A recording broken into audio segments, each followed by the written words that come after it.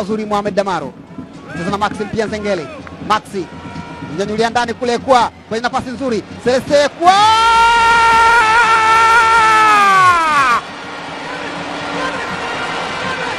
alipata attempt mbili akazikosea. Hii ya tatu anaona sasa basi imekwisha.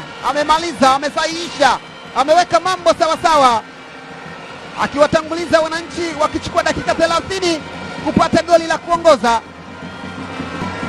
Anawaambia wale wanakushangilia na wanataka kushangilia, anasema anashukuru kwa kushangilia kwao. Etienne anasema kuna singekaba kwa mbele tu hivi. Kwa Celestine beki ule Abdulaziz Makame katika harakati za kutaka kuokoa akajikuta anakosea. Pasi ya pili tena ikataka kuondolewa, wakajikuta wameupoteza. Damaro kamwachia Maxi pia Nzengeli akaubetua juu kidogo.